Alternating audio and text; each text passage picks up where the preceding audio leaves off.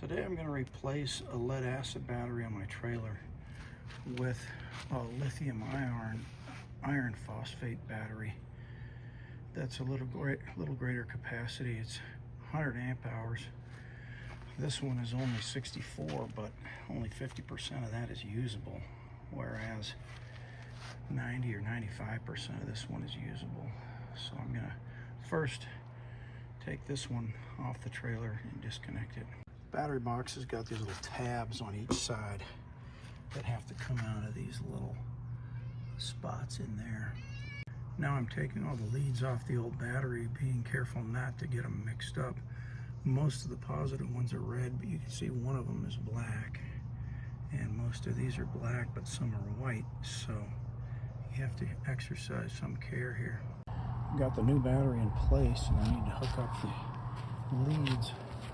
This is the old one. You can see it's a 64 amp hour. Like I say, you can only use about half of that. And so with this one being 100 amp hours, you can use most of it. That's going to give me more capacity. Before you reconnect the solar controller lead, be sure to disconnect the solar panel from the controller and make sure there's no direct sunlight on the solar panel.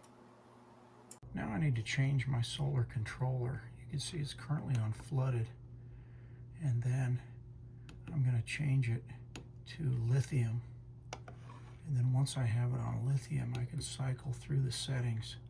It's a 12-volt battery. It's going to charge at 14.4, and it cuts off at 11 volts. So that is set up just the way it needs to be.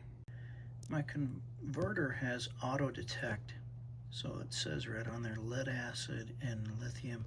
When you put a lithium battery on, it can detect that, and it switches from a 3-step charge to a 2-step charge to customize it for the lithium battery. So I don't need to do anything there. I painted the top of the battery box white because it gets a lot of direct sun and it gets really hot, so I thought that would help it to stay a little bit cooler out in the sun. I'm letting it dry, and then I'm going to put it back on there and put a new strap on to secure it to the trailer. I got it all put back together with a new strap, and it's ready to go.